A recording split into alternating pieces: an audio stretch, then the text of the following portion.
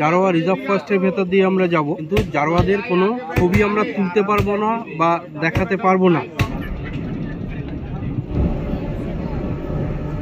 এবার আমরা যাব লাইমস্টোন কেভ দেখার জন্য।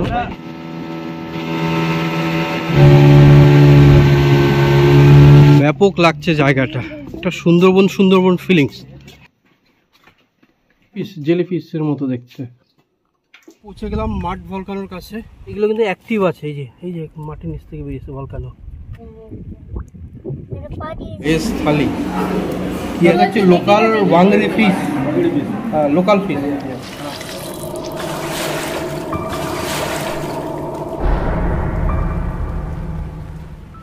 Good morning from Port Blair. আজ নভেম্বরের 4 তারিখ, এখন বাজে সকাল 6টা। আমরা বেরিয়ে পড়েছি বারাটাঙের উদ্দেশ্যে। আমরা যাব জারোয়া রিজার্ভ ফরেস্টের ভেতর দিয়ে। জারোয়া জনজাতির সাথে যদি দেখায় আপনাদের সেই অভিজ্ঞতা অবশ্যই শোনাবো। আর এখান থেকে বারাটাঙের দূরত্ব প্রায় 100 কিলোমিটার। এখান থেকে 50 কিলোমিটার যাওয়ার পর পড়বে জিরকাটাং চেকপোস্ট। সেখানে গিয়ে আধার কার্ড দেখিয়ে নাম এন্ট্রি করিয়ে তবে আপনি জারোয়া রিজার্ভ ফরেস্টের ভেতর দিয়ে যেতে পারবেন।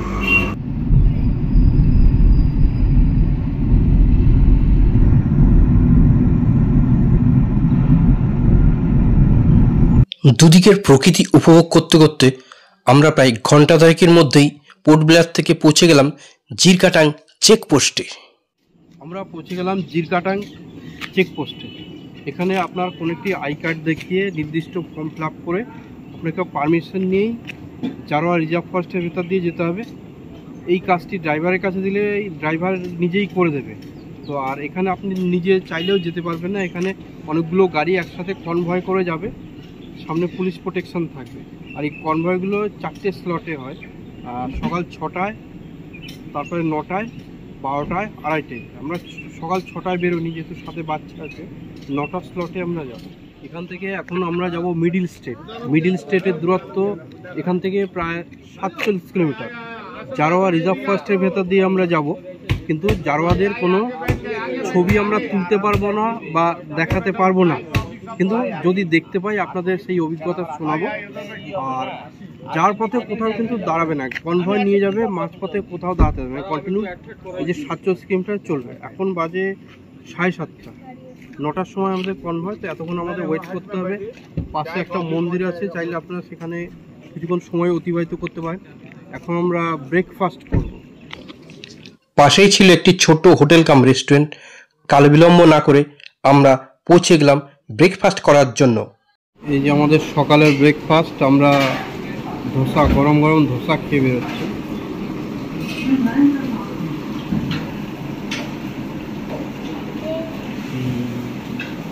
যদি কারো টয়লেট বা ওয়াশরুমে যাওয়ার প্রয়োজন হয় তাহলে চিন্তার কোনো কারণ নেই, কারণ পাশে রয়েছে একটি পে টয়লেট। এই যে আমরা পৌঁছে গেলাম মিডিল স্টেট জেটি। এখন আমরা এই জেটি থেকে ফেরিতে করে আমরা যাব বারাটাং। এখানকার জনপ্রতি ভাড়া 15 টাকা। জিরকাটাং থেকে মিডিল স্ট্রেট এই 50 কিলোমিটার রাস্তা আসতে আমাদের প্রায় সময় লেগে গেল ঘন্টা 2। পুরো রাস্তাটাই কিন্তু এলাম আমরা জারোয়া রিজার্ভ ফরেস্টের মধ্য দিয়ে। আর আমাদের কিন্তু জারোয়া উপজাতিদের দেখার পরম সৌভাগ্য হয়েছিল। আমরা মোট 5 জনাকে একসাথে দেখতে পেয়েছিলাম। এদের মধ্যে 3 জন প্রাপ্তবয়স্ক ও 2 জনা শিশু। তবে যেমনি শুনেছিলাম তেমনি নয়, এদের মধ্যে কিন্তু প্রত্যেকেরই পোশাক পরা আছে লাল রঙের পোশাক। শুনেছি এই ধরনের পোশাক নাকি তাদেরকে সরকার থেকে দেওয়া হয় লজ্জা নিবারণের জন্য। প্রায় মিনিট 15 মধ্যেই আমরা পৌঁছে গেলাম মিডিল স্ট্রেট জেটি থেকে বারাটাং জেটিতে।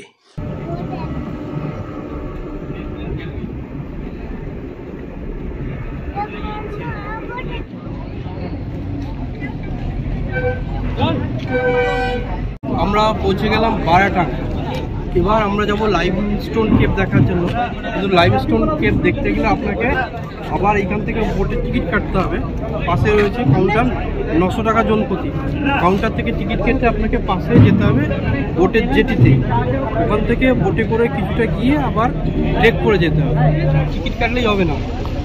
নীলাম্বুর এই জেটি ঘাটের উল্টো দিকে রয়েছে লাইমস্টোন কেভের পারমিট কাউন্টার। এখান থেকে আপনাকে ফরেস্ট ডিপার্টমেন্টের পারমিশন নিয়ে তবেই যেতে হবে। এর জন্য কোনো পারমিট ফিস বা কোনো এন্ট্রি ফিস লাগে না।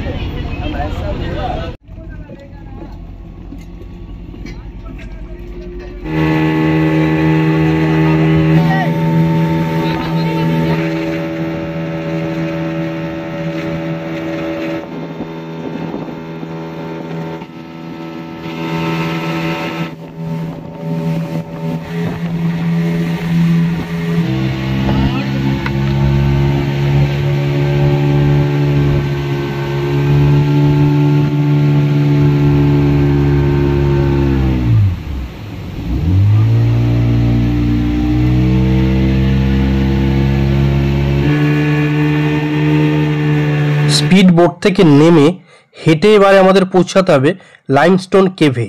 ব্যাপক লাগছে জায়গাটা। আমরা এই যে খাড়ির ভেতর প্রবেশ করলাম বোট নিয়ে, তারপরে দুদিকে ম্যানগ্রোভ, মানে অনেকটা সুন্দরবন ফিলিংস। এখান থেকে নেমে এখন আমাদের 1.2 কিলোমিটার হেঁটে যেতে হবে কে পর্যন্ত। कौन सा विलेज है वो? ये नया डेरा बोलते हैं। नया डेरा। अच्छा यहाँ अच्छा। पर ना बिजली है ना नेटवर्क है, कुछ भी नहीं है सर। बिजली नेटवर्क कुछ भी नहीं है। 8 घर है यहाँ पर, 40 लोग लगभग रहते हैं यहाँ पर। 40 लोग है, 8 घर है।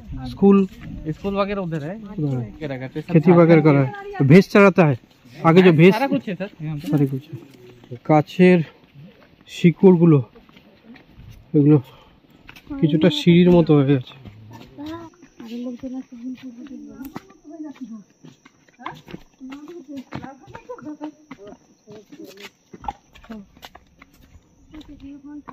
এই যে আর মাত্র হাফ কিলোমিটার। এই জায়গাটাতে মনে হচ্ছে আমরা একটা কেভের ভেতর দিয়ে যাচ্ছি।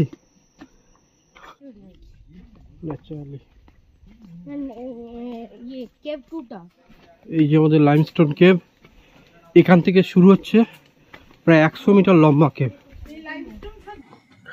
চুনাপাথরে তৈরি এই গুহার ভেতরে বায়ু এবং জলের ক্ষয়কার্যের ফলে বিভিন্ন স্থাপত্য ও শিল্পকলার সৃষ্টি হয়েছে, যেগুলো চোখে না দেখলে বিশ্বাস করা যায় না। हाँ हाँ, ये नया बना है शायद। अपने आप बना हुआ है सर। अपने आप बना हुआ आप है। जैसे सोचेगा ना आपको ऐसे देखने को मिलेगा। सर आप देखेंगे तो आपका गणेश भगवान की जो मूर्ति है ना, हाँ, ये वाला नीचे की ओर, ये गणेश भगवान की मूर्ति है। हाँ, उसके आकार का टेचर बना उसका। ये जेलीफिश के मतो देखते हैं। सिलिका एंड माइका बोलते हैं सर। हाँ हाँ, हाँ, ये चमक जो जल रहा है। हाँ चमक रहा है ना, जब हम टच कर लेते हैं ना, हमारा जो हाथ में पसीने या गर्मी जो रहता है ना, उनके कारण ये सिलिका, ब्लैक हो जाता है माइका। इस तरह।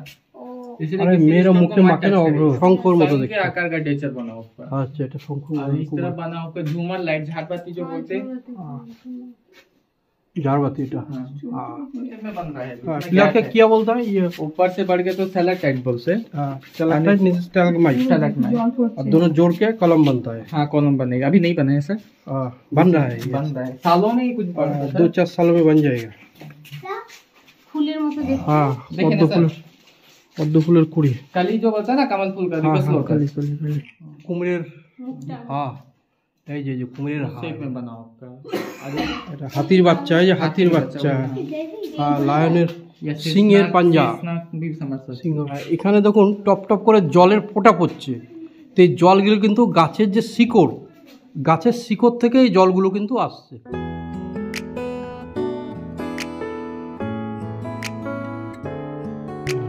আমরা চলে এলাম মাড ভলকানো দেখার জন্য। বাটাং জেটি থেকে প্রায় 8 কিলোমিটার দূর গাড়ি ভাড়া করে এলাম। তো গাড়িতে 1200 টাকা করে নিচ্ছে যদি আপনি পুরো গাড়ি ভাড়া করেন, শেয়ারও আসতে পারেন। আর এই মাড ভলকানো দেখার জন্য এখান থেকে অনেকটা প্রায় 160 মিটার পর্যন্ত হেঁটে যেতে হবে।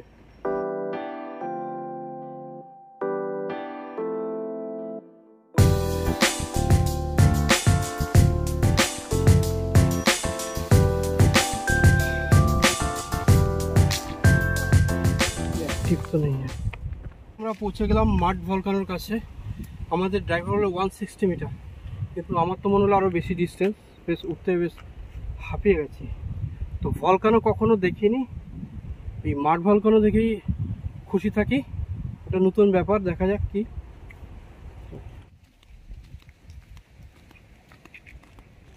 এইটা কিন্তু এগুলো কিন্তু অ্যাক্টিভ আছে। এই যে মাটির নিচ থেকে বেরিয়েছে ভলকানো। এটা পা দিয়েছে কিছু করেনি, ওই দিকে দুটো আছে। এটা এইদিকে একটা আছে, এখানে অনেকগুলো আছে। পা দিচ্ছে কিছু। দুপুরে লাঞ্চ করলাম বারাটাং জেটির পাশেই একটি হোটেল থেকে। দুপুরে আমরা নিলাম ভেজ থালি। কি আছে? একটা শাক আছে। এটা কি আছে? এটা আলু দিয়ে পেঁয়াজ দিয়ে সবজি করা। এটা আমাদের আলু ভাজা। এটা সাম্বার। এটা ডাল। আর এর সাথে আছে local Bangali fish. Local fish 70 rupees per piece. চলো বন্ধুরা, ভিডিওটি কেমন লাগলো কমেন্ট করে জানাবেন। কিন্তু ভিডিওটি যদি ভালো লেগে থাকে তবে চ্যানেলটি সাবস্ক্রাইব করুন, লাইক করুন আর শেয়ার করুন। ভিডিওটি দেখার জন্য অসংখ্য ধন্যবাদ।